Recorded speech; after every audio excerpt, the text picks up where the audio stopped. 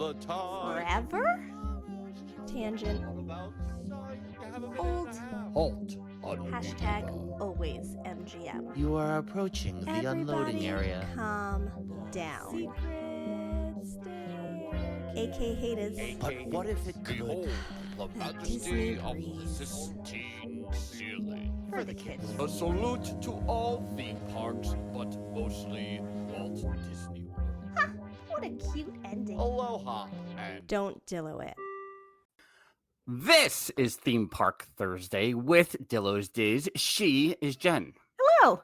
And I am Frank, and we are here in the month of June. June is busting out all over, so much so that we're recording this episode in May. We continue to be ahead of the game. Here's the thing. I'll keep it brief because we have very exciting guests and I want to get to them. But we have been doing this podcast for 7 years. We're known for not planning. Typically, we do these episodes like the night before or a few days before we put them out. But this year in 2025, we have been way ahead of the game. And I'm starting to feel like we need to go back to the old way because it's making time go by way too fast. I don't need another thing in my life making time go by too fast. No, yeah, halfway through 2025 already, basically, is what we're saying here at the beginning of this episode, which is wild to consider. But for those of you listening to this audio podcast for the first time here in the month of June, Jen and I are siblings. We are. I am the older sibling. Much older, yes. By a whole 7.5 years. So we always love when we, connect with other siblings. And that's what we have here today. Yeah, I know. And I was trying to think, are they the first sibling pair we've had? I think there's been one other. We have to think on this. We might have to fact check that. Either way, I'm excited because it's a rare thing. So yeah. It's a rare occasion, but we're excited because it's coupled with what has been happening a lot, starting at the end of 2024, but into 2025, which is we have made these connections with lifelong Disney cast members, past and present, authors who were inspired by Disney, folks who worked at Disney and then took it into a whole other career. That has been like a theme the last 6 months or so, and then we're continuing on that path today. Yeah, and they tie into a little bit of our backgrounds for our time at Disney.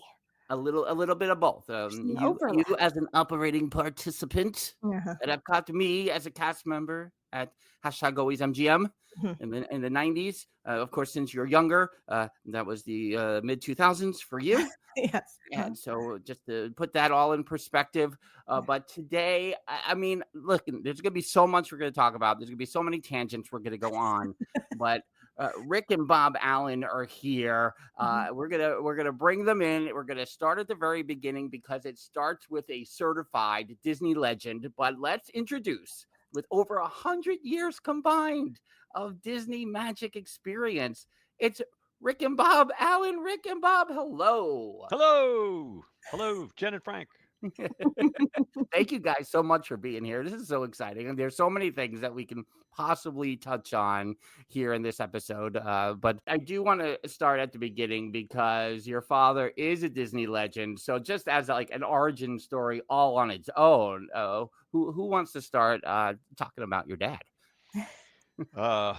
Bob, since you're like Frank, the oldest, why don't you dive in, out of respect for your age?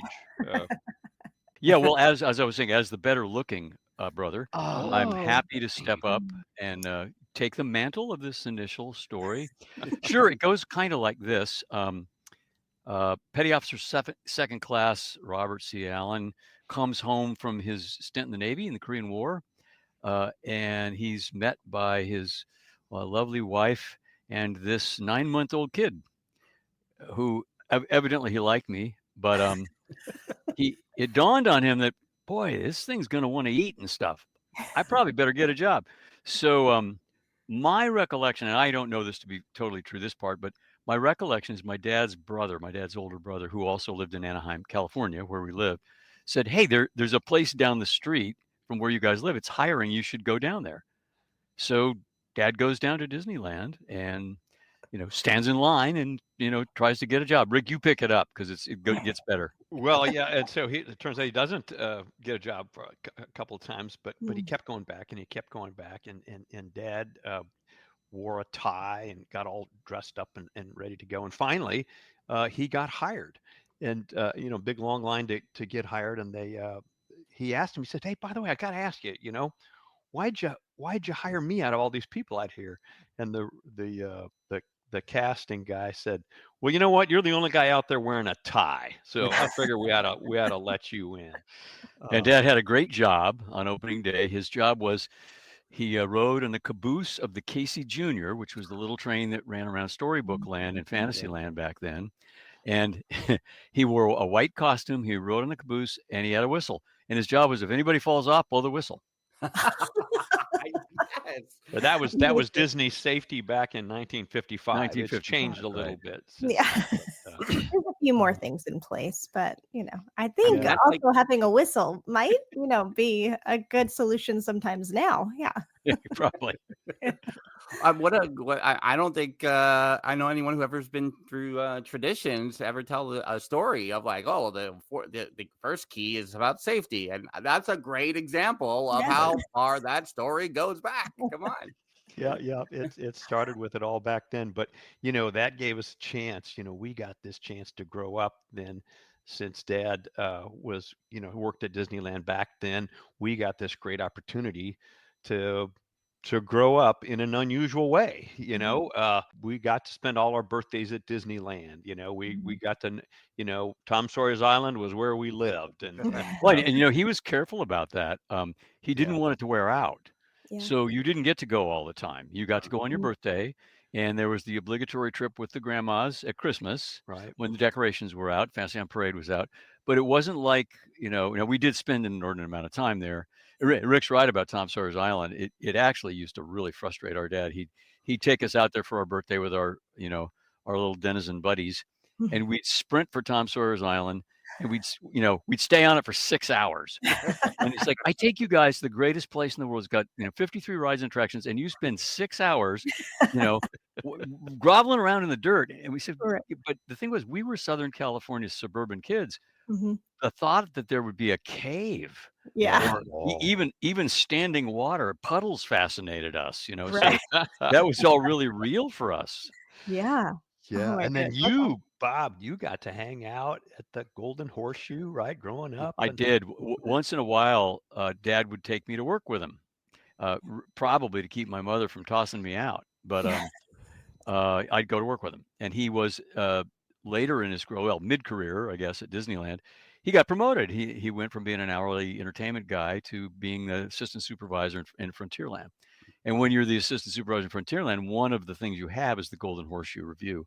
Mhm. So I spent a lot of time hanging out backstage at the Golden Horseshoe when I was 7, 8, 9 years old, talking, hanging out with Wally Bogue and Fulton Burley and Betty Taylor. And I used to tease the neighborhood kids. I had seen more pretty girls in their underwear by the time I was 10 than any of my buddies did in their whole life, probably. Because, their cat dancers don't care. Hi, kid. How you doing? Yeah. Right. That's Right. That was amazing. pretty golden. And remember I think we both got to see this. I got my memory too about the Tinkerbell. Remember when Yes. Tinkerbell first flew? Mhm. Dad, snuck us back behind Main Street. So when she was first flying, she'd come off of the castle, Mhm. Sleeping Beauty's castle, and come flying back. Well, she actually came off the Matterhorn. Oh, the Matterhorn. That's right. Of Came off course. top of the Yeah. Matterhorn. Yeah, top of Yeah. the Matterhorn. But landed back behind Main Street, right? If I remember right. Well, the point of the story was, you think of her as being Tinkerbell and looking like Tinkerbell, Mhm. and she was over 70 years old. She was a circus performer. Oh my my God. goodness. You think, Wow. where's Walt going to find somebody that's going to make that trip, right? From the Right. Go find a trapeze know, artist, and so Wow. that was just one of the wildest things ever. Later on, when I was in entertainment at Disneyland, launching Tink was great duty. It was considered Yeah. great duty. You'd go up Yeah. and say, "Okay, have a good flight," and throw her off the mountain. There she goes. Yeah. Oh my god. Like, what a wild childhood. It's You're- funny though. We didn't know any better. Yeah. Mm-hmm. It was Right. just It was just, the way life was, yeah. we did what I'm not sure I ever thought about it, to be honest, because it sort of Mhm. just continued to flow that way. Yeah. It was just how things were. Yeah. And we watched the Mickey Mouse Club at home every afternoon, like every other kid Yeah. did that age, and it was a big piece of the United States cultural zeitgeist in Mhm. the late 50s and early 60s, because it was when Disney was really emergent and began to become pop culture. Yeah. Yeah. And you talk about Dad, and by the way, Bob and I promise we're going to let you both talk here in a No, minute. you're fine. Like, Oh, good. We uh, can We listen to you love it. guys We'll all day. we're We just, can just go. I had coffee to stay up this late, so I'm wired up. But Dad's career continued on, and like you were so kind to have looked him up, and that he is an official Disney legend and all that. And Mhm. that's nice for you to say. Uh, he he got to work with Walt. Have you both heard of Celebrity Sports Center? It's a place that was in Mhm. Denver, Colorado, and Okay. uh, well, Bob, maybe you're a little bit better at telling that story, but back 1964, right? Well, maybe Mm, the job hunt might be well, we moved in '64, right.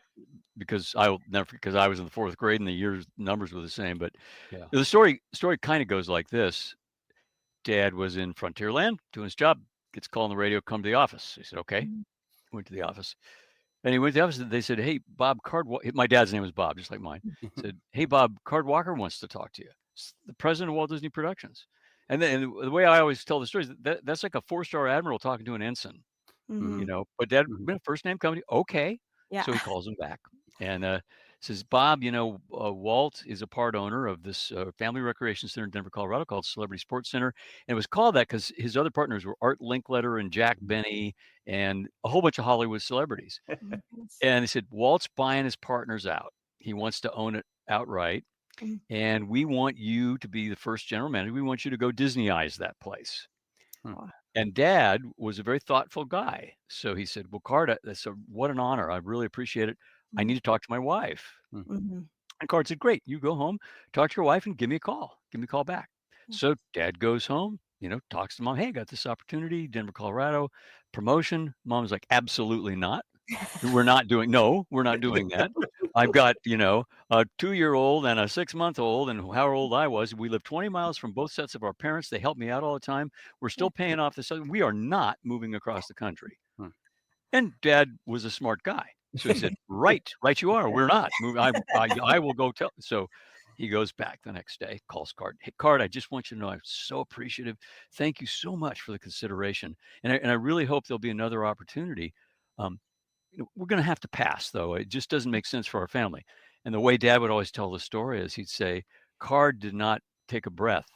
He said, right. So I'm sending the tickets over to your Frontierland office. You're going to be met in Denver this Saturday by a realtor at Stapleton Airport. He's going to show you some great houses. Bob, you and your family are going to love Colorado. So the next beat on the story is my dad didn't waste any time. He said, absolutely. I'm very much looking forward to that, Card. Thank you very much. That's what Dad would say to us when he told the stories. It was about then that I realized this had never been a request. Yeah. This wasn't a But choice. now he's got to go home and tell my mother, Yeah, which he right. did, and she was gracious about it. And we did move to Colorado, and we had a blast. It was Yeah. great, really. It was another wonderful piece of we all learned to ski and did our Boy Scout years in the Rocky Mountains. And Celebrity Sports Center was cool. 88 bowling lanes, Oh, wow. the biggest number of bowling lanes under one roof in America. Huge Olympic swimming pool, a billiard room, a couple of restaurants, a fantastic arcade, which we lived in, whenever we could. Yeah. And then later on, they put some slot car tracks in the basement, which was all the rage in the 60s. Mhm. So yeah, it was great. We did our 4 years in Colorado. Wow. Did you find caves as good there as there were in Palm Springs then? Yeah. No, a bummer on the caves Yeah. situation. Yeah. Oh, yeah, you would The think caves with the there have water. actual bears in them, so it's But Right. they had snow and all Yeah. that. We ended up going back. So and maybe this is we can wrap up the Dad part, but Dad also got to work with Walt on Mineral King. Now that might be again. Well, you're nodding. Maybe you know Yeah. Mineral King. No, I mean, it's like it's both of those are like in here, but I'm like, I don't think I've thought about them in a very Yeah. long time. Yeah. Yeah. Well, Mineral King didn't happen. Walt Yeah. wanted to build just the world's best ski resort in Mineral King, California, and so Dad was the operating guy to help with the development and the plans, and so he got to work directly with him on that. Now, it didn't work for all kinds of reasons, but it's just another lesson that in a company like Disney, where crazy things and ideas can happen a lot, sometimes you swing for the fences and they don't go, and sometimes they do. Yeah. Oh my goodness. No, that's wild. Yeah, and I mean, it was real cool as we were doing research for this episode to read about your dad. And I only went to Disneyland for the first time in February after being in Walt Disney World 1,000 times, and I was really it was, I don't know, emotional might be the word, but I was so drawn to the Frontierland and Adventureland side of the park. So it's so cool to hear you talk about your dad's place there in Frontierland, because it just felt so much history on that side of the park, and it really spoke to me. I mean, I was like, no, I want to go sit inside the Golden Horseshoe. Like I that's what I was doing in Disneyland. So to hear you say that, I was like, oh no, I know it's quick service now, but it was just so cool to sit inside there, because you know the level of history that's in those areas, and that was really cool. So thanks for sharing those stories about your dad. It's really awesome. Yeah. I love that he wanted to keep the magic too of like, don't get too used to this where this just becomes like another playground. Like, it's still a special place. I love that he kind of kept that going, where it's like holidays, birthdays here and there, but it wasn't a common thing.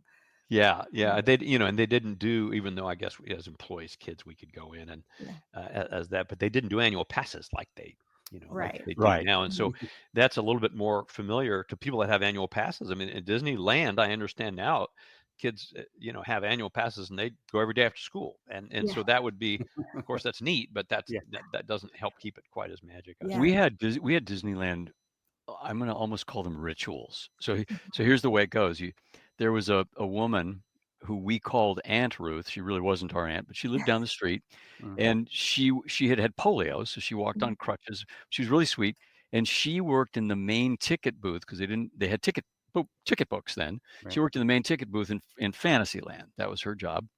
And so when you went to Disneyland, when we went to Disney, there were a couple things you did. The first thing you did was you ran to Tomorrowland, and you went into the AT&T attraction, and you called Mom, who was, by the way, 2 blocks away. And it was the same gag every time, because they had hands-free telephones. Hey, Mom, guess what we're doing? Guess what we're not holding on to at the same time. And then she played along. Oh, what? How is really this working? If we had an extra dime, because it was only a dime, then we'd also call a grandma or two. But and then you'd go to Frontierland to see Aunt Ruth in her ticket booth, and say hi. And that always felt really special, because that was my little, as a child, that Aunt Ruth was my little taste of I know some backstage stuff. I know that person. Yeah. Oh, that's really fantastic. Well, let's get into both of your lives as cast members. I feel myself drift towards Bob as the older brothers here. So we're gonna keep talking about that, aren't we? Man. You guys want to see my scar from the surgery? Us youngins will stay on this side. We'll stay on this side. Nothing I love more than a little reincorporation. Were you the first to be employed at the park? Well, yeah, probably. If you go back all the way, so my little sketchy career goes like this. The one we like to tell, when we tell the story, we like to tell, the first jobs I had were, I was in some publicity pictures. I'm standing next to Walt and Mickey Mouse in the famous press shot when they opened the monorail station at the Disneyland Hotel. The reason I'm standing next to Walt is because I was an employee's kid, and they knew I'd work for free, and they'd have to pay residuals. But my first paying job, and I really wanted this job, I worked hard. In fact, in order to get this job, I had to get contact lenses, which I did just so I could get this job. I was in the 1969 cast of Fantasy on Parade, the Christmas parade, and you could be in the parade cast at 15. You didn't have to be as old. So me and a couple of other buddies of mine went out and So that was my first job. I was a dancing Christmas tree, not a very good dancer, but a relatively good Christmas tree. And because really all you had to do to be a good tree was to be strong enough to carry the costume. We weren't even considered cast members. We were actually considered props. A different union had to work with us. That was my first job. Then I took a long hiatus and went back to the company after college. But by then Rick had already. I think you started at Walt Disney World before I went to Disneyland, didn't you? Well, hourly anyway. Yeah, 74. Yeah, and I didn't really start Disneyland until 76. Okay. Yeah. You want to spring over to me on the Sure, the young Yeah. So so I was like Bob. I got to be. We both got to be on the Mickey Mouse Club. Actually, that was our sort of first. Yeah, we they used got to do pictures of that. live shots from Disneyland, Oh my and God. again, they needed extras that they knew would obey, and so Yeah. Mom put us in our shirts and ties, and out we went. Yeah, Oh my we were goodness. so cute. But first paying job was in 1974 as a custodial host in Fantasyland, and I was 16 years old. And you got to do a lot of fun hourly jobs, bouncing around. I got to get to be best friends with some characters. Um, People always ask which ones were you best friends with, and so or you get to be friends with a lot of them, but I got to be really good friends with Winnie the Pooh for a summer, so that was certainly cute. But the most fun job I had was on the Jungle Cruise. I got to be a Jungle Cruise skipper. Oh yeah. And that's a ball. That is that That's the dream. that's the dream. And I would I would tell you, you do 20 spiels a day, Yeah. you do 5 days a week, and you do 50 weeks a year, and that's 5,000 trips a year around the rivers of the world. And so I dream about that Yeah. spiel. It's in Go my ahead head. and go ahead and do some spiel. Oh. Yes. Oh no. You got Yeah, come you on. got this. on. You got this. Oh, No, no. the memory still He works. is- The memory still All right, works. hold on. I've got to have a microphone. You got a microphone. Do Yeah. it. Of course. Hold He's on. the good. prop. All right. Welcome aboard, thrill seekers and danger lovers. My name's Jungle Rick. I'll be your skipper and guide for the next 2.5 weeks as we travel along these rivers of adventure. But before we go too far, I want you all to do me a favor. I want you to raise your right hand. There you go. Thank you. Turn around, face the dock, wave goodbye to civilization. We may never see it again. Give it up. Yeah. All right. Oh my God. You still got it. You still got it. Amazing. I used to like it Excellent. when because I had to learn the Jungle Cruise spiel at Disneyland when I worked there later as a salaried cast member, because unlike Walt Disney World, Disneyland had at that time 42 separate trade unions, and it was a pretty good bet that one of them was out on strike almost any given day because there's so many of them. So, but there was kind of a large scale strike once, and when that would happen, it was really interesting about the Disney culture. There was a great deal of respect for the striking cast members. Our senior boss, a guy named Dick Nunes, famously would take coffee and donuts to the picket line in the morning, say, I respect you being out here. We're going to work this out. Here's some coffee and donuts. But the other side was we had to run the park. The park did not close. So you got an hourly assignment. And, I'm kind of yacky. So they gave me Jungle Cruise. But we were not disciplined. We were not afraid of WDI firing us. So we would do stuff like, how many of you see that huge spider over there? Everybody was, how many think it's bigger than the one on this lady's leg? You're not supposed to do that stuff, but I might have done that a few times. A couple of times here and there. Yeah. That's Who's a to good say? We can ping pong back if you want. So fast forward to 76, I'd gone to the University of Colorado and had a lot of fun in the motion picture business already, and staged rock and roll concerts and did all kinds of fun media freak stuff. And the last thing in my mind was to go and work for the company my dad worked for and cut my ponytail off and go be a Disneyland guy. The last thing in the world I was going to do. The answer is no, I'm not. I'm a rock and roll guy. I'm not doing that. And then I got an opportunity to go interview with a guy named Bob Yanni, who was the vice president of entertainment then. He's a world-class showman. And he kind of made me an offer I couldn't refuse. And the way I always like to characterize it is, Disneyland had both of the things I liked. On one hand, they had storytelling and creativity, but on the other hand, they had things that had buttons and lights and knobs that whizzed and made sparks, and I liked all that stuff. And Disneyland was the only place I could think of where you got to play with both sides of that. Yeah. So I started in September when I got to college. I started in September '76 as a production assistant in live entertainment at Disneyland, which is really where I started my Disney career, and had a lovely time and did that for a while. And then in '78, me and a couple of yahoos, and we'll tell stories about this if you want, formed our own funny little group called Pony Farm Productions to help get Tokyo Disneyland done. And there's a whole bunch of stories there, but that's, so you want to go back to you? we can ping pong. I'll also say you answered one of my questions, which was it ever a question for you of whether or not you would be working in Disney, considering your dad, considering how you grew up? So it's interesting to hear that you were like, no, I was not going in that direction at all. Yeah. And my question would just to jump in real quick, because I love this book called Legacy, and one of the first lessons in this book called Legacy is about this rugby team is a lesson called sweep the sheds. So whenever someone I know has custodial experience, I always think of the feet to the ground kind of part of the legacy they have to an institution. And so I think that's always so cool. So I was going to tie that into it. I'm glad you mentioned storytelling, Bob. Is when did you know, like, this is my story? The company, being part of this company is going to be my story for a long time. I'll just throw that out there and let you guys pick the ball back up. Yeah. Well, Bob, so mine's a little simpler. I always thought that I would be work at Disney's, starting at 16.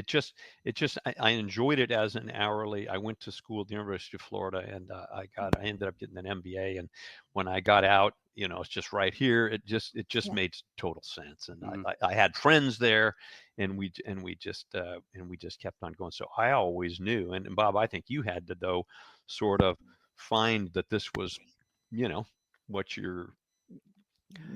your path led, right? It's a fascinating question. I love Frank's question. I can tell you exactly when that occurred and where I was the entertainment office at Disneyland in those days was on the upper floor of the attraction that started out as Carousel of Progress. That's what you know it is. But by then it had changed. It was called America Sings. And it was an audio animatronic tour of American music, and it was really fun.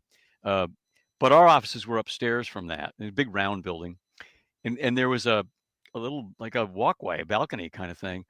And I had stepped out of the office. It was between calls or something, and I stepped down. I was looking down at Disneyland, and I was thinking about that day and what was going on. I was like, and it just hit me. It hit me like a bag of cement. It's like, this is the best job in the world. This is almost to the point of saying, I wonder if they'll find out it's me, because this is such a good job. I'm sure if they knew it was me, they wouldn't give it to me. I mean, it really was. And to some extent, I mean, all jobs have ups and downs. And if you're around long enough, you have all those. But I don't think I ever lost that fundamental sensibility that, at least for me, the Walt Disney Company was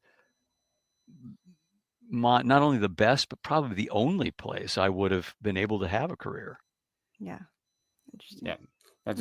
It's really, it's just, I love, kind of with just to go back to your dad again, that kind of origin story, but then you both have these different paths, in finding your way with the company. And like, for you to know, Rick, right away that you were in, and I was also friends with several campus friends. Oh, you were? Okay. I was at MGM Studios. And so I can connect to that as well, of just, again, seeing things from a different angle, a different point of view.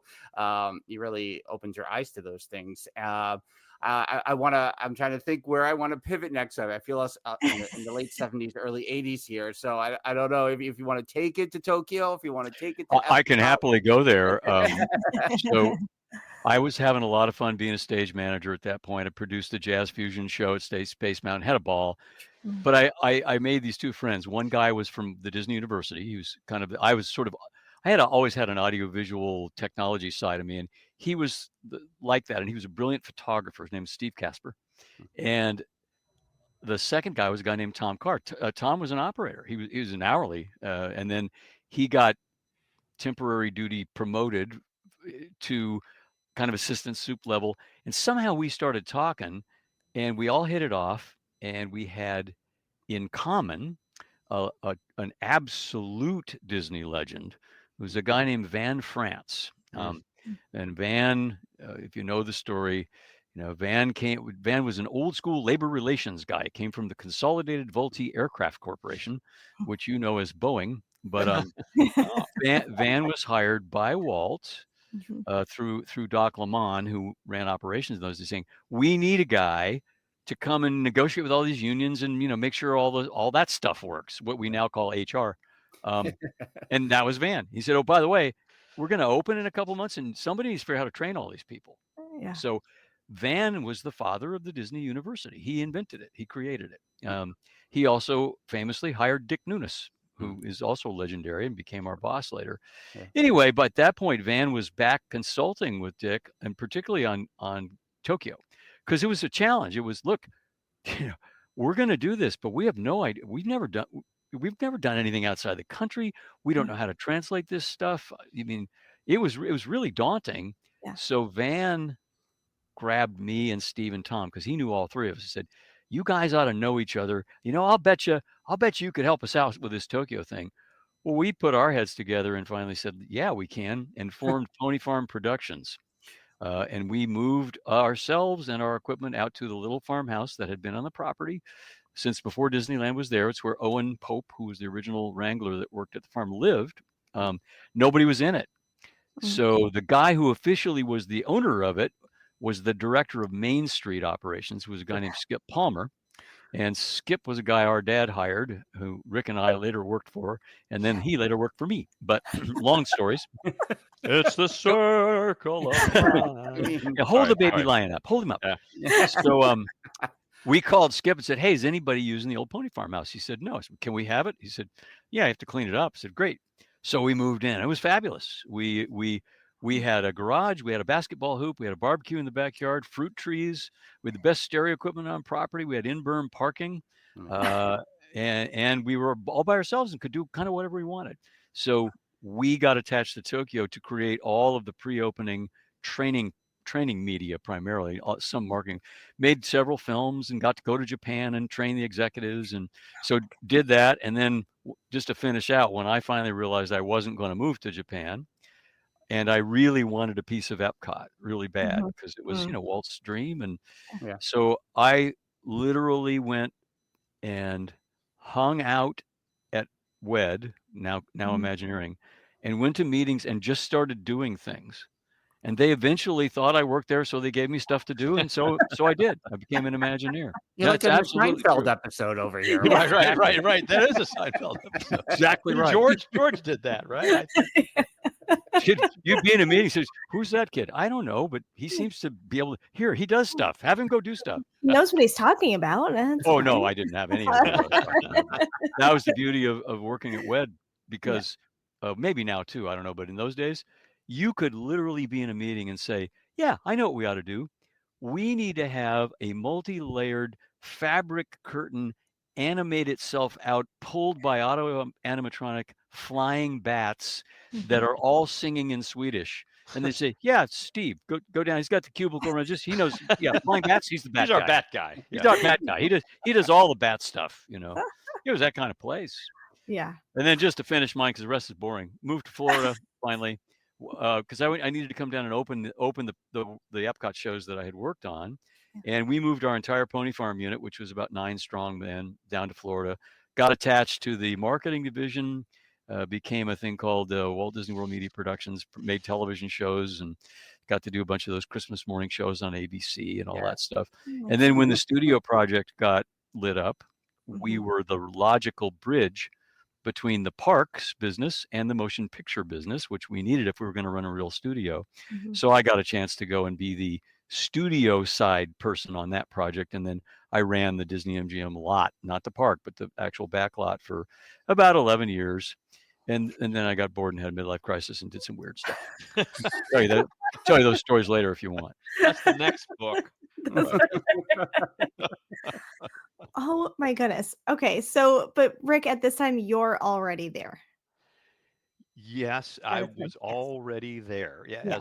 as if you circle back time. So my trajectory went.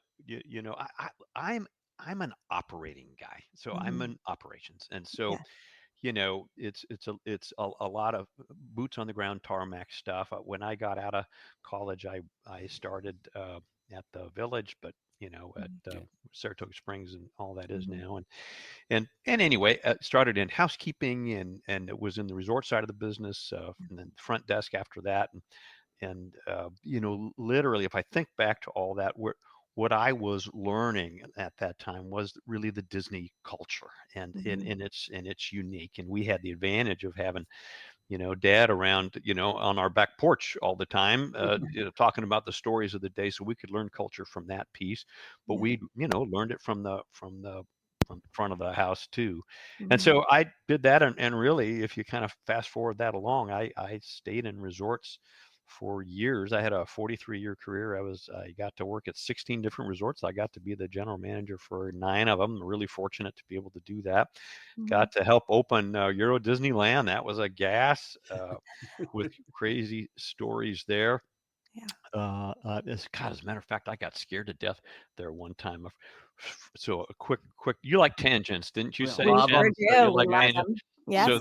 the tangent was, we were there to open. So before it opened, and they were still building it, we were there on a task force, Mhm. and so middle of the night, me and my buddy Craig Hodges, we got bored. Come on, we got to get out of we were living in trailers. Let's get out and go do Mhm. something. So we found our way into the park, which we weren't supposed to be in there. And it was, there were some construction workers going on, but there really wasn't any operating people out there at all. Mhm. So we went and crawled underneath the castle, and we didn't know anything about, but there was a path. Have you been there? Yeah, but didn't you finish the story and then Yeah, I'll tell you what maybe where I'm going. We Yeah. didn't know what was under that castle, so we Mhm. wound underneath it, and it was dark because all the nothing was turned on and everything. And all of a sudden, we're down in this pitch dark part of this thing, and we hear this, and what the heck is that? And then this dragon that is the biggest animatronic figure I've ever seen in my life came to life, spewing fire, and you got to imagine we didn't know that was coming. We Yeah. ran out of there. We had to change our shorts after that. It was, and then we found out that was the coolest thing ever. But it Yeah. was triggered by our motion, and it just Mhm. came to life. It's like at the coffee pot the next day. It's like, well, I'll tell you one thing: these French guys are serious about security. Yeah, right. Make sure they're keeping us out of there. Anyway, No, so that was part of the I fun. went Go to ahead, Frank. I went to Paris 10, 11 years ago, and we just went to Disneyland Paris for the day. And I tried as I did with Disneyland in February. I know enough, but don't deep dive before I go because I don't want the spoilers. Completely forgot about the dragon under the castle, and I was like, I got home, I was like, no, so I have to go back now. Yeah, you got to go see. You Yeah. got to go see that rascal. That- Anyway, so I ended up spending a lot of great. I got to help. I guess a career highlight. I got to be the opening general manager, me and my team, to help open Disney's Art of Animation Resort. So that Yeah. was fun. We got to do the planning and opening of that, and then I finished my career at Epcot, which Jen, you said you used to work there. Is that right, Yeah. or you were out there? So I was general manager of Future World for a couple of years, and Yeah. so I got to have a lot of fun out That's there. where I was. I think you were there after I was there. I was there from like 2004 to 2006 in Innoventions, Oh, cool. the IBM exhibit. So Yeah. Oh, yeah, Cool. yeah, I was yeah, an yeah, operating yeah. participant there. And yeah, so I worked on the floor, and then I had moved over and I was like the liaison for events between IBM and Disney for a little bit. So I would hop around Epcot and Oh, that's neat. Well, yeah, that's a very good cool. gig. Yeah, You yeah. That's fun. enjoyed that. Yeah, of course, all that's been redone now recently. I don't know Yeah, if you've been out. it's And it's all gone. beautiful. It's Yeah. beautiful out there Oh now. yeah. But things have to change. Well, Yeah. so we are Epcotians, you and That's right. I. Yes. Well, and for Youngins me, over here. That's where we're hanging Hey, out. MGM is younger than Epcot. Come on. I have to admit that Epcot will always be my favorite park. Yeah. Mhm. Partly because of how much I got to work on it. But, Yeah. Rick mentioned openings. Openings are for the park side of the company. There is nothing like one. Yeah. They they are at once the horror of war and also the glory of an Olympics. I mean, it's both of those things mixed together several times a day, oscillating back and forth. But, Yeah. opening Epcot was really amazing, and never Yeah. forget it. And then, of course, I got to help open the studio park, which Mhm. that was really fun because I was in on every single design meeting and really watched it. And that was Epcot was marvelous, but Epcot still had the force of kind of the tablets from Walt. It was, Mhm. Right. listen, you're going to do this, and we're going to do it this way. The team that did Studio Tour was a different approach. The head of that whole effort was Bob Weiss, who just retired as president of Imagineering. Bob's philosophy, and I still practice it, was look, from the first concept meeting, we're gonna have everybody at the table. We're not gonna do this thing where we're the designers, we'll figure it out, we'll call you guys later. You'd go around the table, operations, you good, security, you good, finance, you good. Really made a huge difference because that park opened Johnny on the spot. Its biggest flaw was we didn't build it quite big enough on opening day, but we fixed that later. But it was really fun to go through that opening, and Yeah. and again, openings are war. Yeah. We opened the studio part a year before the park, and the reason was because the idea was we wanted there to already be lore about production by the time the first guest came. So Yeah. see that spot over there? Well, that's where they shot. So we were shooting stuff with the Mickey Mouse Club, the new Mickey Mouse Club then, and the opening wasn't quite opening day, it was close. Opening week, gala week piece of horror was we were shooting a piece with Carol Burnett. It was a series on the Disney Channel called A Conversation With, and then it'd be, George Burns or some Hollywood, mocker. Well, so Carol Burnett's there, and it's late May, right around now, Florida, hot. And the way there was a flaw in the air conditioning. The way they designed the air conditioning in the sound stages is the air returns were above the grid. Well, you have to think about it. There's lighting up there, so the air it's intaking is about 10,000 degrees. And so it goes back to the chiller and it cools down to 8,000 degrees and then spits it back out. So it was really hot in there. And she was being a trooper, but all our brasses in the audience, all the invited guests. So it's like, we got to cool this place down. So I jumped on the phone and I called. I said, I need a portable air conditioning unit. I know there's some on property. How do I get one? They said, the only one we have is cooling the tent for Dick Nunes's cocktail party at the Grand Floridian. I said, thanks. I called Dick on his cell phone and said, I am sending some grips over in a dually truck. They're taking your air conditioner. And he said, why? And I said, because Carol Burnett's really hot. He said, send him. Like, send him over. We got ice, So we brought that thing over and ran this giant hose in and pointed it at her. And she said, see, everything's fine. In fact, the audience got mopey. They got grouchy. She said, I don't want to hear anything for you. You want to feel hot? Come up here. I got all this light on me.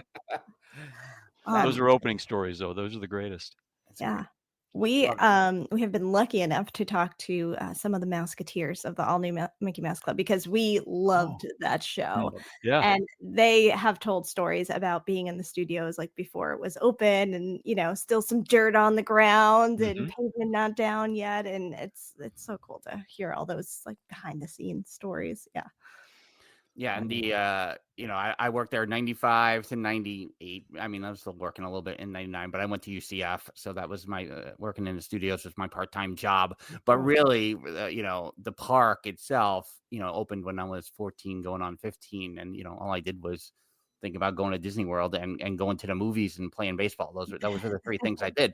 Nice. So that park really, I don't know if like I would be like a Disney adult if that park didn't open because it combined these two loves of mine in the same place. And so then to have to get to work there is really, really cool. And yeah, I started working there right around when Toy Story opened and did the Toy Story parade and things like that. And Were you you in know, entertainment, I was Frank? in entertainment. Yeah. So like I said, I was, I'm 6 feet tall. So I worked with Goofy and Okay, Woody all right. and Genie a lot over at the Yeah, studios. Those are Slinky my, nice. dog.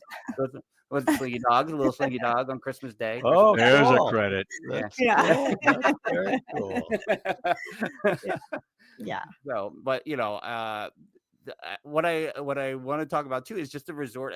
How the resort changed down in Florida, and for you, Rick, like I remember my first trip before Jen was born was in '81. So, and I have faint memories of the Village Marketplace and that whole area.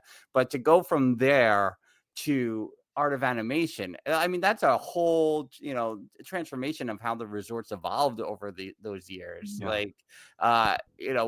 What do you see as some of the key moments in how things developed resort wise over that? Well, so the coolest thing about that transition, and it's certainly over time, but we were lucky at Art of Animation that we were able to design that resort. And when I say design, we got to help. We were the operators that got to help, a little bit, but to be the most immersive resort that we had. And so you guys probably know it's themed on 4 movies, right? Little Mermaid and Lion King and Finding Nemo and Cars. Yeah. And so, we and Disney resorts are immersive as they can be. Certainly if you check into the Polynesian, people are going to say aloha, and they're going to say a mahalo, and it's about a lot about that ohana, but we got a chance to try to do that even further with those movies. And so, we instead of just the normal discussions you'd have with your guest, if we got to say, all right, we trained our cast, don't tell them if they ask for directions, don't say, well, go out those back doors and you see the pool and turn right and your building is building 3. Yeah. That's okay, but don't say Yeah. that. What you need to say is, hey, sure, here's what you need to do. He said, you're gonna go down this where we have our huge chandelier with all the storyboards on it. We want you to go out that door and you're gonna see the big blue, which is where Finding Nemo and his friends are. We want you to turn right, and then you're gonna see Route 66. Take Route 66 and go down past Flo's, Flo's, what was her resort called? Flo's Drive-In or whatever that was. Take a right. You're going to see Tomater there. Tell him I said hi, and and here's, by the way, the keys to your garage. And now that, because you're a car, when you're checking in, that all of the characters there at that part of the resort, they're sized so that you're sized to be like a car, about like a car. When you're going to Nemo, you're sized to be about like Nemo. So Crush is 3 stories tall because you're about that big, and all of that immersive stuff we got to train our cast to do. And I got to tell you, that was really a lot of fun. When you see guests walking, little kids walk around, you can just say, just keep swimming, just keep swimming. And they really got into that, and it was so much fun to be able to play with the guests better. I think that might be the biggest change. Yeah. Do you have a favorite resort? Yeah. Whether you work there or one that you like to stay at, or maybe they're the same. I don't know. So funny that over the years, everybody, it's a common question, and the answer when you're out there is the one you're working in now. Right? Of course, that is the one you're working in now. But I would say that now that I've retired, I loved Animal Kingdom Lodge. Disney's Animal Kingdom Lodge was just incredible. And I tell you one story that sometimes I tear up when we tell it. We have the cultural reps at the Animal Kingdom Park, but also at Animal Kingdom Lodge. And so they would come over from the other countries, for your audience that doesn't know, and they would come with us for 9 months to a year. And so they'd be from different places in Africa, and they would come over, and we'd have like I don't know, over 50 of them that would come, and they'd help represent their culture and tell stories to people about where they lived. And it was all about authenticity. And it was great. Well, when we got towards the end, we all got to know them quite well. And when they got to the end of their time with us, when they got ready to switch over and new ones were coming in, we'd have a graduation ceremony. And one year I was sitting with Joe Calla, who was our in charge of the animals when we were there, and he said, "Man, we got to do something different. We just have a breakfast for them." He said, "Why don't we do something in the lobby?" Okay, great idea. So we brought them out and we did this little thing, and I got to be the GM, so I got to say a few words, which means nothing to anybody, but they all got. And so but they can't. So we did our stupid little thing is in the lobby, and some guests started to crowd around. But one of them came up to me and said, "Hey, Rick, would you mind?" There's about 12 of us that are from, and I forgot the country, but X country in Africa. Would you mind if we sang our national anthem? Oh, absolutely. Awesome. Would you? Yeah, please do it. So they did. And people started coming to the rails, and it was just beautiful. And so everybody applauded, and I'm thinking, okay, that's it. You've had your little graduation. And then another group walked up and said, "Rick, could we do?" Oh, okay. So 8 of them came up and they did theirs. We got to the end, and there was this one young lady from somewhere, maybe Botswana or something. And she didn't ask. She just walked up.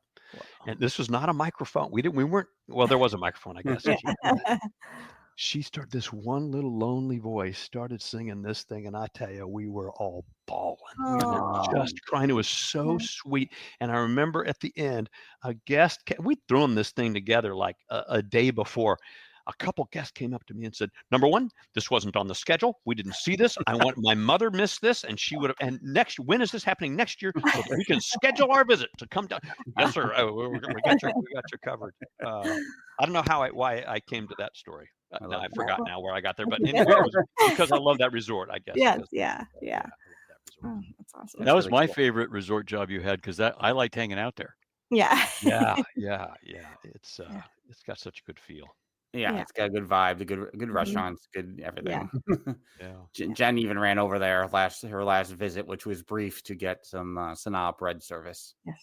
Oh man, that is the best, isn't it? Yeah. You do all the dipping sauces? I did. So I am now gluten-free, and I heard that they had a gluten-free version, and I was like, "Oh my God," because I've had the regular version and I have missed it so much. So is it okay? Is the gluten-free okay? Okay. Yeah.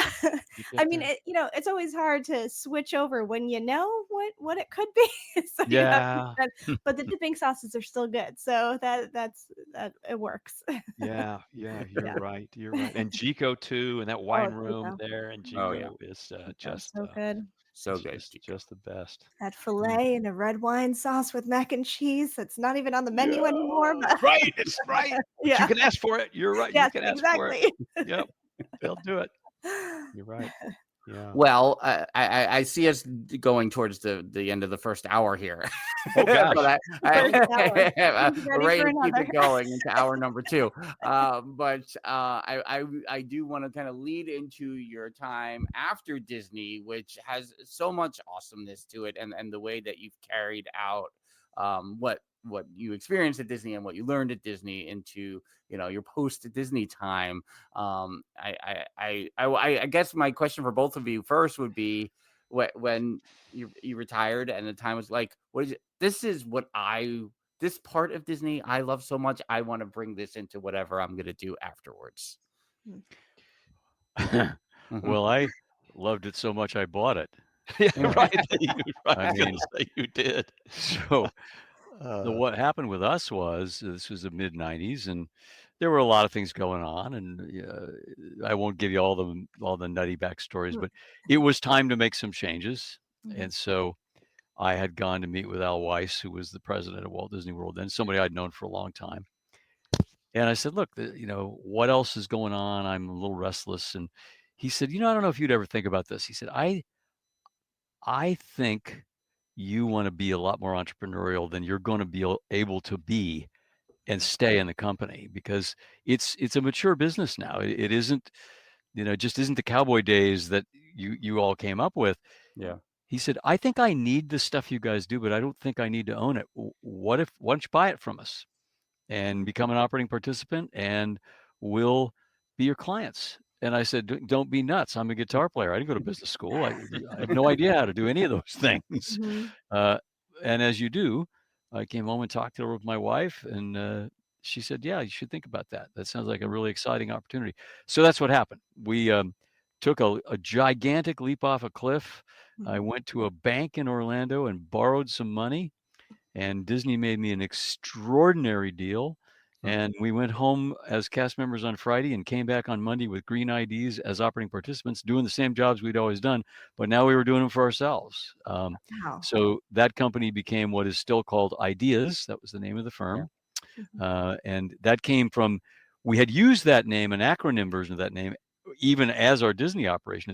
It stood then for Imagery, Design, Entertainment, Art, and Sound, because we were doing post-production television. It later became, let's see, I'll have to see if I can remember the acronym, because we stopped using it a few years ago, but it was Innovation, Design, Entertainment, Art, and Storytelling was where we went with it. And the idea, here was our strategic plan. We went around the room and said, what do you like to do? And that guy would say, well, I like to do training. Okay, how about you? Attractions, I like to design rides. Good. You, how about you? What do you like? Well, I like to make video. Good. I said, let's do that. Wow. That's awesome. So we did. So we took the company private in 2001. The negotiations started in 97. The deal got done in 2001. Takes a while with Disney. And never looked back. We stayed on the lot for a few years. In 2008, we left the studio lot, went downtown, and had a nice run as a studio. And then in 2016 or 2015, we significantly downsized, just got to our core storytelling practice, and since then have been happily cranking out, destination entertainment and brands of all kinds all over the world. I sold the business 2 years ago, still work there. And Rick knows the guy who bought it. He's a nice young man, and he will eventually learn the business that he bought. And I got another 18 months or so of official contract time left. So that was my end game. But it's all been a very consistent journey. We're still doing exactly the same thing we started doing. We're just doing it in different ways. Yeah. Were your offices back down on the Sunset side? No, they were in the Roy O. Disney building. Which was originally on the studio tour. The Roy O. building was where post-production was, and the tour went by our windows, and you could see in our machine room, and it was that building. That's where we lurked. No. You lurked. All right, cool. And no, just try. I'm like, where were your offices? Wait, that's a good question. I hadn't been to the park in a long time, and Rick took me out there a couple months back because I wanted to see the Star Tour stuff or Star Wars stuff. I hadn't seen it, which, by the way, it's brilliant. But I would, had I not been with Rick, I would have been completely lost because the lot has changed. I didn't know where anything was. I saw the soundstage and said, no, that's not possible. That's not where I left those. How'd they get there? No, it's wild. Walking through Toy Story Land, sometimes I'm like, I used to cross back here every day to go, go to the break room above the Great Movie Ride or whatever. And I'm like, it's so bizarre. Still, I've been there a lot now, and it's still, I'm like, I can't believe this is what it was, and this is what it is now. It's crazy. Yeah. But how about you, Rick? I mean, I know one of your two of your big gigs after Disney. So let's talk about Give Kids the World first. Oh, great. I just love that part. I got a chance to go work at Give Kids the World. So for people that don't know, Give Kids the World is in Kissimmee, Florida. It's about 165 villas, and they were created to help grant kids that have critical illnesses wishes. With the Make-A-Wish program. And the most common wish amongst people that are in that situation is to come to Florida and to come to the theme parks. And so there's no money. It's a completely free vacation for the whole entire family. They get to come down. They get tickets to Walt Disney World, Universal, SeaWorld.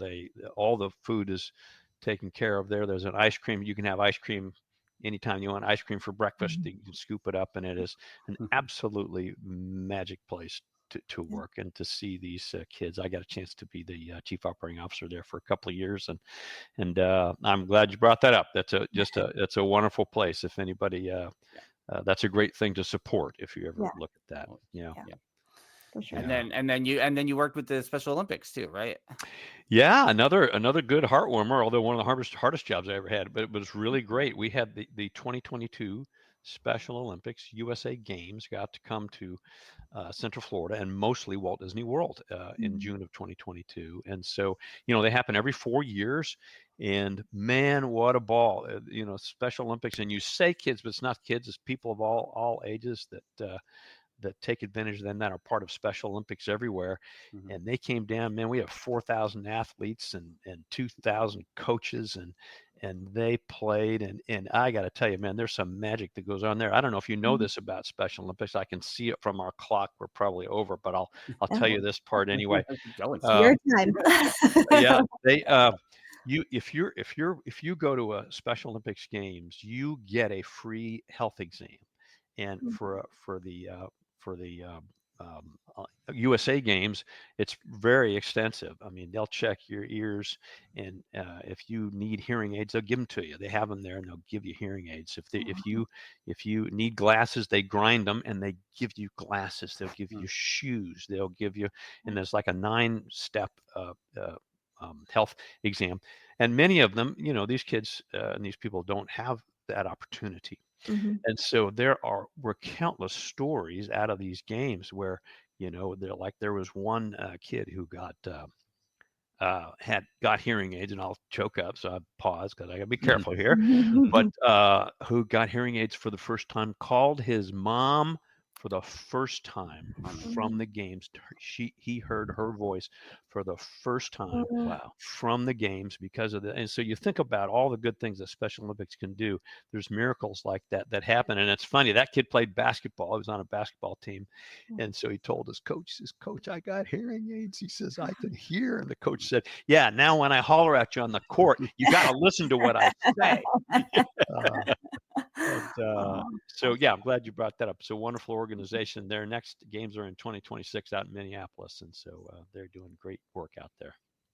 That's awesome. Well, we've done some work together too. I know. I want to go. I know you just did the storytelling conference, so I want to know what that's like. Post is like. Well, you get together and you get into each other's heads. What happens? A couple different layers. What I was thinking of is Rick's actually come on when we do major projects at Ideas.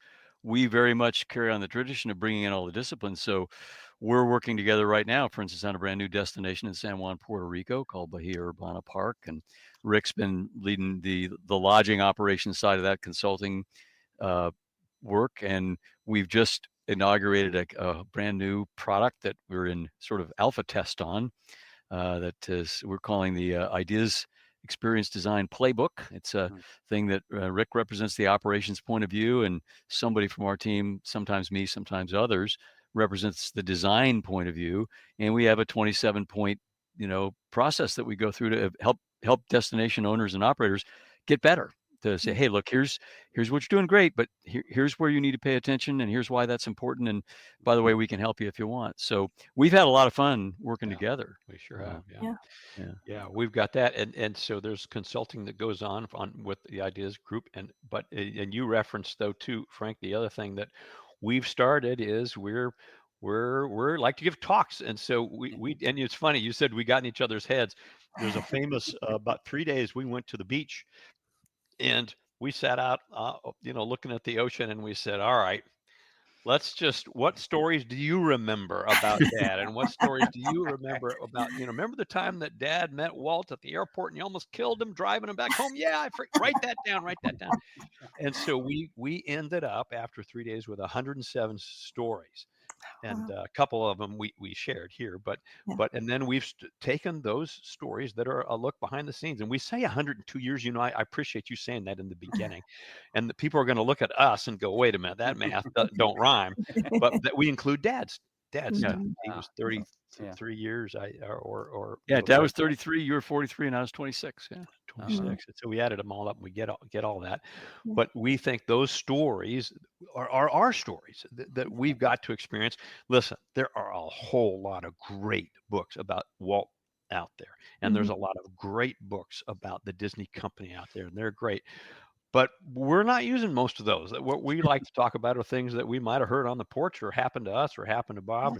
And then we can tie those to, lessons and life lessons and things that have happened. And boy, this is what the culture's like out at Disney. And so we've given quite a few talks, and we hope to give quite a few more. Yeah, we call that experience Tales of Mouse and Men. Yes. I love the title of it. It's so great.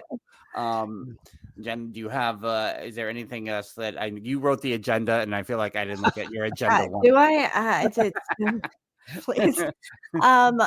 No, I'm just, first of all, a little bit jealous because there's so many more stories we haven't heard. So I mean, we're gonna need to hear those.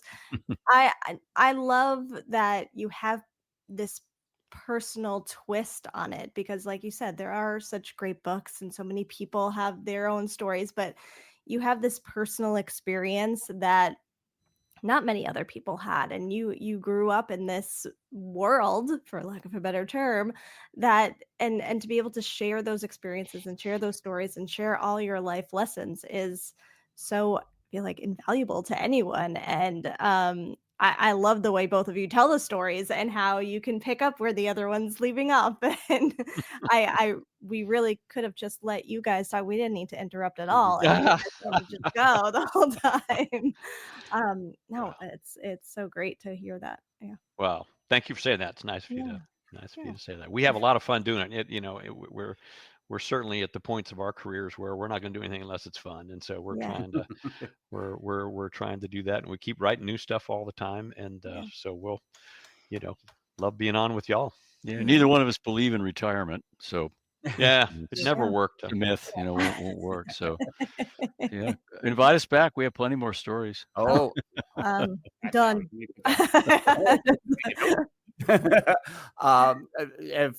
If you'd like to at this time, if you want to promote or plug or anything else that you just want to throw out there that everyone listening should grab onto, I'll just leave that space here for a moment for you both. You want to start, Bob? Or I can start. We can give you start. I'll start. So the young guy starts. Yeah, that's right. Well, so I do have a Rick Allen Consulting Group. That's me, and so group means me and my wife. Actually, is what that means. But and Kai and my dog Kai and our dog Kai. Well, my two kids that are still around. But anyway, rickallenconsultinggroup.com is the place that you can look up the website. And again, I do consulting, as Bob mentioned, and we really love talking about things. We've got our Tales of Mouse and Men. I also have a culture talk called Culture Tales that talks a lot about Disney culture, and because it's a very successful culture. And so I think there's lots of lessons to be learned from that too, that we can talk about. And I'm finishing up another talk about how it's called Making It Work, and how we had a lot of different challenges being the operator in, okay, you've got to go figure out how to make this work. And we did. We figured out, and there's lots of great lessons that come from that I think lots of companies could learn from as well. And so that keeps me busy. And Bob, you mentioned ideas, but you also have your own. Yeah. So my next new little venture is called the Zennovation Network. That's innovation mashed up with Zen, two of the things I love to do. So you can find that online at zennovationnetwork.com, ZENNOVATION.com, zennovationnetwork.com, sorry. And yeah, it's similar. I have several talks that I've developed. One is about, as you might imagine, innovating. We call it Zennovating, and it really is a combination of, mindfulness meets kind of nutty creativity. There's the Tales of Mouse and Men work that Rick and I are doing. I have another piece I call Restorying, which is really applying the deep art of story making to everything from how to make your life better to how to make your brand wake up. And then a couple of workshops that really take a day or 2 days are these are sort of under development. One of them is called Becoming Unboxed. It's really going to be fun. It's a former Disney colleague of ours, a woman named Dee Burns, who was my HR coach at Disney. Dee's a well-known leadership coach now, and a marvelous young woman named Lisa Sibilia, who runs a company called Utopian, and she is a technology and human agency genius. And you can just swim around in that a little bit. But the three of us have come up with what we think is a very interesting way to literally help people get out of their box. That's one. And the other one that'll be online by, I don't know, probably mid-year next year, is a long-standing colleague of mine, one of my longest held friends. She and I have known each other for 56 years. Her name is Kelly Pounds, and she's an educator by trade and a trainer. And we developed a workshop called Show Up, Create, and Serve. And it's really for leaders to really want to take their leadership game to the next level. So that's all, that's all what's on our plate. Oh, is that it? Yeah. I mean, Well, if we don't have that list, then we've got to clean the attic, and so we'd rather whiteboards. Yeah, the honeydew list gets too long if we don't look busy. That's why I'm in this closet. I said, I gotta work, honey. No, I can't talk to it now. Can't possibly. Big doings. Big doings. What I love about talking to both of you is you start with the premise, and then I feel like I just see doors opening up while you're talking. Like I just see your brain open up almost, and then all of a sudden you're throwing out these other things. I'm like, whoa, it's multi-layered. Everything you guys have so many layers. I love it so much, and that's what I have loved about some of these conversations we've had the last couple of months, and this one is no different. Where it's just so rich in the Disney history and the connection, not just to the company, but to the people that you've inspired and touched and created with. It's it's stuff that speaks to us a whole lot, and like we joked at the beginning, we're just gonna keep talking, and we could just keep going on these stories, and so hopefully we can do this again sometime, because it's so tremendous to hear them, and for you guys to be able to share them, and to be able to to talk like this is just, it made an impact on us from when we were kids to to when we were working there to now just doing this podcast. I mean, it's part of the reason why we do it, is because we know these experiences have existed, and we want to hear them all the time and share them as much as possible. Yeah. So thank you.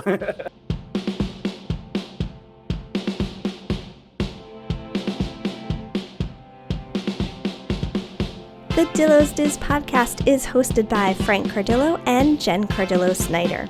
Music produced by Matt Harvey. Logos and video production courtesy of Snidillo Studios. Dillo's Diz Resort is our Patreon, with tiers starting as low as $1 per month. You can visit dillosdizresort.com to learn more. Follow us on TikTok, Instagram, X Twitter, and Facebook at Dillo's Diz. Check us out on YouTube by visiting youtube.com/DillosDiz. Don't forget to like and subscribe while you're there. We also have merch available on TeePublic and Etsy. For all this and more, visit our one-stop shop, dillosdiz.com. Dillo's Diz Podcast 2025.